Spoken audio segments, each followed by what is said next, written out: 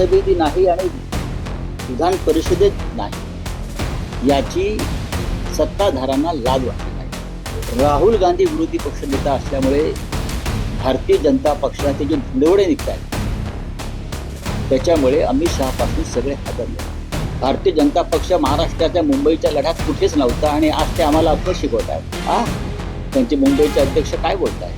काँग्रेसने किती आपटले तरी वेगळा विदर्भ होणार नाही हे त्यांचं राजकारण आहे. आणि भारतीय जनता पक्षाने किती प्रयत्न केला तरी मराठी माणूस महाराष्ट्राचे तुकडे पडू देणार नाही. आता तर उद्धव ठाकरे राज ठाकरे एकत्र आहेत महाराष्ट्राच्या भूमिकेवर, मराठी माणसाच्या भूमिकेवर.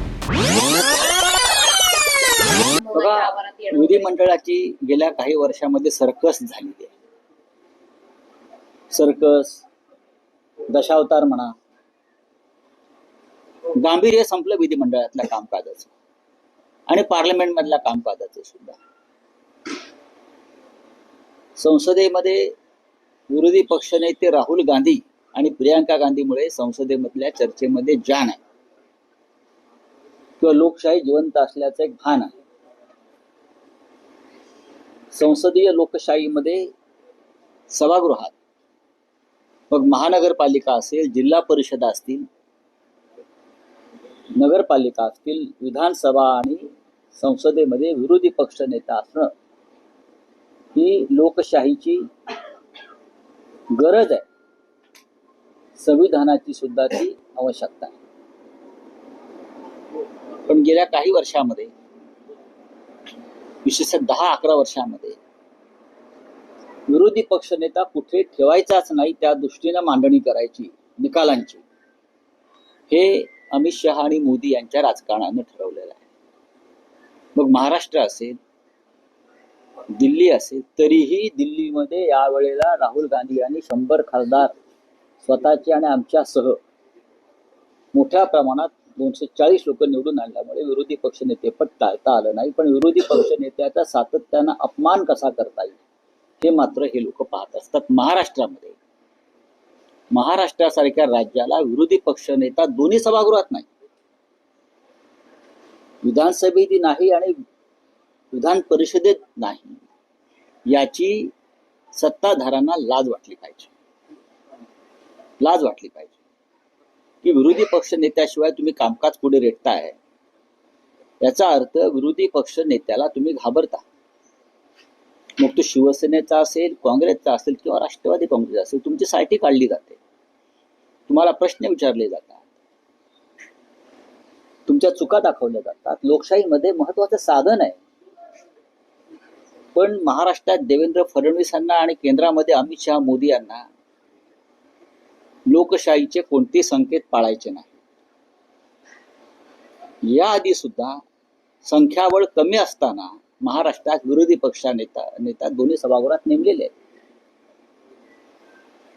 संसदेमध्ये भाजपचे सुद्धा अत्यंत कमी लोक असताना सुद्धा विरोधी पक्ष नेता नेमलेला आहे. राहुल गांधी विरोधी पक्ष नेता असल्यामुळे भारतीय जनता पक्षाचे जे धुंदवडे निघत आहेत त्याच्यामुळे अमित शहापासून सगळे हादरलेले. वंदे मातरमवरच्या चर्चेमध्ये आपण ते पाहिलं.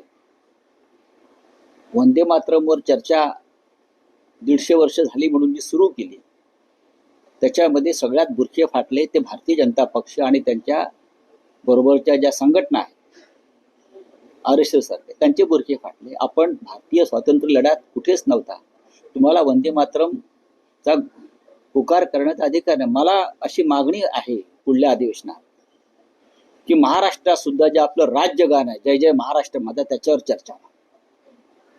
म्हणजे महाराष्ट्राच्या लढ्यात, मुंबईच्या लढ्यात, मराठी माणसाच्या लढ्यात कोण कोठे होतं आणि काय करत होतं हा सोक्ष मोक्ष लागेल. महाराष्ट्राच्या लढ्यामध्ये गौतम अडाणी नव्हते.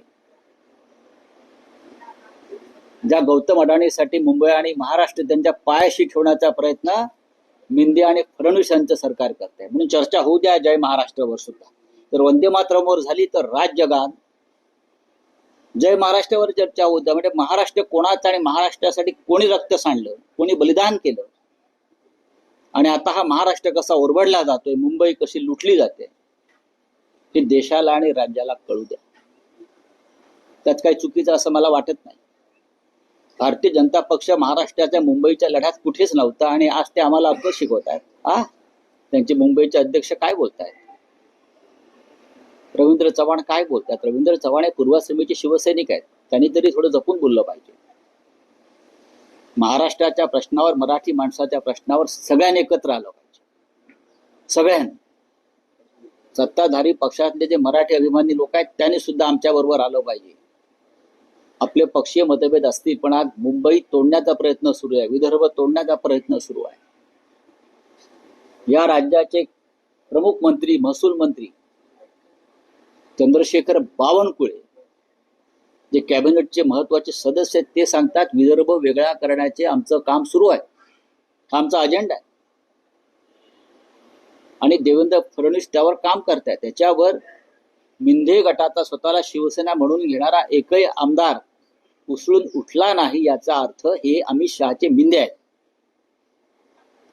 तुमच्या कॅबिनेट मधला एक मंत्री महाराष्ट्र तोडण्याची भाषा करतोय आणि तुम्ही स्वतःला शिवसैनिक म्हणवणारे बर्फाच्या लादीवर बसल्यासारखे बसून आज थंडगार लोळागोळा होऊन, याचा अर्थ तुम्ही अमित शहाच्या दबावाखाली आहेत आणि अमित शहाचा जो अजेंडा आहे मुंबई आणि विदर्भ तोडण्याचा, त्याला तुम्ही छुपा पाठिंबा देत आहे. हे स्पष्ट होत आहे. पालघरमध्ये गुजरात पूर्णपणे घुसलेलं आहे. प्रत्येक ठिकाणी महाराष्ट्रावर आक्रमण होत आहे, अतिक्रमण होत आहे.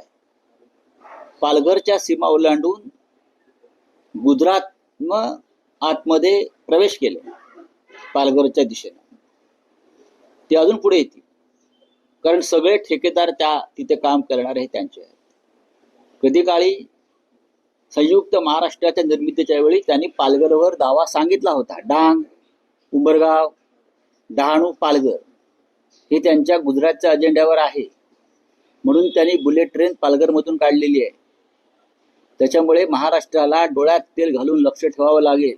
महाराष्ट्राला म्हणजे फडणवीस सरकारला नाही. फडणवीस सरकार गुजरातचं मिंद आहे. आम्हाला सगळ्यांना, आपल्याला सगळ्यांना. आम्ही वडेट्टीवारांना अजिबात या संदर्भात काँग्रेसच्या भूमिकेला फार महत्व देत नाही. यापूर्वी सुद्धा काँग्रेसचा आणि आमचा ह्याच्यावरती वाद झालेला आहे. महाराष्ट्र अखंड एकसंघ राहावा या संदर्भात काँग्रेसमधल्या वरिष्ठ नेत्यांचं सहमती आहे. काँग्रेसने किती आपटले तरी वेगळा विदर्भ होणार नाही, हे त्यांचं राजकारण आहे. आणि भारतीय जनता पक्षाने किती प्रयत्न केला तरी मराठी माणूस महाराष्ट्राचे तुकडे पडू देणार नाही. आता तर उद्धव ठाकरे, राज ठाकरे एकत्र आहेत महाराष्ट्राच्या भूमिकेवर, मराठी माणसाच्या भूमिकेवर. त्याच्यामुळे कोणी हे स्वप्न पाहत असेल तर तो स्वप्नभंग होईल. ही महायुती आहे का? मला आता कळलं. एक डुप्लिकेट पक्ष, बोगस, जो अमित शहांचा आहे, तेच भाजप बरोबर युती करतायत. म्हणजे सिस्टर कन्सर्न आणि बिग कन्सर्न. मिंध्यांचा पक्ष हा अमित शहाचा पक्ष आहे, म्हणून अमित शहाच्या पायाशी जाऊन एकनाथ शिंदे यांनी युती करायला भाग पाडला. पण महाराष्ट्रात देवेंद्र फडणवीस, रवींद्र चव्हाण यांच्यासह संपूर्ण महाराष्ट्राचं आणि मुंबईचं भाजपा युनिट या तुमच्या सोकॉल महायुतीच्या विरोधामध्ये. एकनाथ शिंदे हे रडगाणा घेऊन जेव्हा अमित शहाकडे गेले, म्हणजे त्यांच्या मायबापाकडे गेले, याचा अर्थ स्पष्ट आहे, एकनाथ शिंदे यांची कुठेच ताकद नाही. त्यांना भारतीय जनता पक्षाच्या मतावर आपल्या जागा निवडून आणायच्या आहेत, ज्या विधानसभेलाही झाल्या. शिंदेची जर ताकद असती तर एवढे अपमान होऊन प्रदेशाध्यक्षाकडून ते रडत गेले नसते अमित शहाकडे. आणि अमित शहाचं राजकारण याच्यामध्ये असं आहे, त्यांना देवेंद्र फडणवीसांना चेकमेट करायचं, म्हणून ते एकनाथ शिंदेला ताकद द्यायचा प्रयत्न करतात. त्यांना फडणवीसांची ताकद वाढू द्यायची नाहीये. त्यांना फडणवीसांना दिल्लीच्या दिशेने येऊ द्यायचं नाहीये. याच्यामुळे महाराष्ट्रात त्यांना शिंदेच्या गुंत्यामध्ये अडकून ठेवायचं आहे. एकनाथ शिंदेची कुठेही ताकद नाही. मी वारंवार सांगतोय, भारतीय जनता पक्षाच्या मतांवर त्यांना आलेली ही सूज आहे आणि पैसे, यंत्रणा. बाकी एकनाथ शिंदे आणि त्यांच्या पक्षाला कुठेही स्थान नाही. अमित शहाचे इंजेक्शन आहे, टॉनिक. बाकी काय आहे एकनाथ शिंदे? निवडणुका आता होत आहेत आणि दोन ठाकरे एकत्र आले, त्याची भीती आहे महाराष्ट्रामध्ये. माननीय उद्धव ठाकरे आणि माननीय राज ठाकरे हे एकत्र आल्यामुळे यांना भीती आहे की आता आपलं काय होणार. त्याच्यामुळे मराठी माणसाच्या मतामध्ये तुकडा पाडण्यासाठी अमित शहाने एकनाथ शिंदेना कोणत्याही परिस्थितीत बरोबर घ्या असा संदेश दिलेला आहे. खरं म्हणजे महाराष्ट्रातलं भारतीय जनता पक्षाचं जे संघटन आहे ते या महायुतीच्या विरोधामध्ये नाही. मी बघा असं म्हणणार नाही, हा त्यांच्या पक्षाचा अंतर्गत प्रश्न आहे. पण हे जे घडतं आहे हे भाजपच्या महाराष्ट्रातल्या भाजपच्या मनाविरुद्ध घडतं आहे, हे मी तुम्हाला खात्रीनं सांगतो.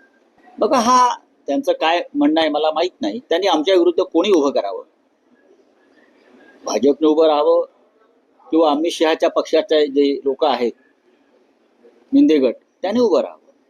कोणाशीही सामना करण्याची आमची तयारी आहे. उद्धव ठाकरे आणि राज ठाकरे याच्यामध्ये सातत्याने चर्चा सुरू आहे. जागा वाटपा संदर्भातल्या बैठकांना एक शेवटच्या टप्प्यात त्या बैठका आणि चर्चा आलेल्या. असं आहे की तुमच्या पार्थ पवारच्या पिताश्रींचं एवढं वजन आहे सरकारवर, कोणाची हिंमत आहे सांगण्याची? कोणाची हिंमत आहे का? जय शहाला कोण मार्गदर्शन करण्याची कोणाची हिंमत आहे का? हा सांगा ना. जय शहा सांगेल तेच कर, तसं पार्थ पवार सांगतील तेच कर. पार्थ पवार एखादं प्रपोजल घेऊन आलेले आहेत, कोणाची हिंमत आहे महसूल खात्यामध्ये प्रशासनामध्ये?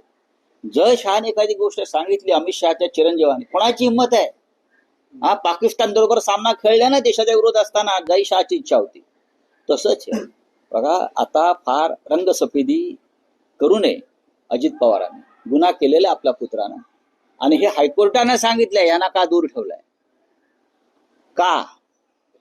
आता सामोरे जा. बघा स्वतः अजित पवारांना वाचवलंय मोदींनी, प्रफुल्ल पटेलना वाचवलंय मोदींनी, हा सगळ्यांनाच वाचवलंय.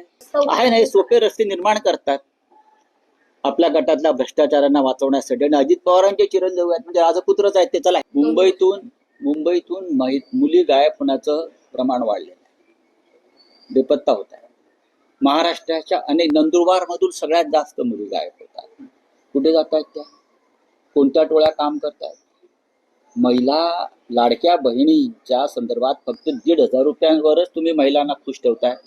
महिलांवर अत्याचार होत आहेत, महिला पळवल्या जात आहेत, पलायन केलं जात आहे, मुली पळवल्या जात आहेत. त्याच्यावर कधी फडणवीस आणि मिंदे बोलत नाही. फक्त लाडकी बहीण आणि 1,500 रुपये हाच त्यांचा अजेंडा आहे. या विषयावर बोला.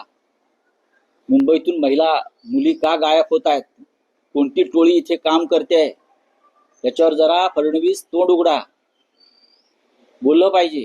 1,000-1,200 झाडांची कत्तल केल्यावर हे सगळं ठरवून चालतं. आरेच्या बाबतीत तेच झालं. आता तुमची 1,200-1,500 झाडं आतापर्यंत तुम्ही त्यांची हत्या केल्यावर तुम्ही स्थगिती देताय. काम करून घेतलं आणि आता स्थगिती देताय, हे ढोंग आहे.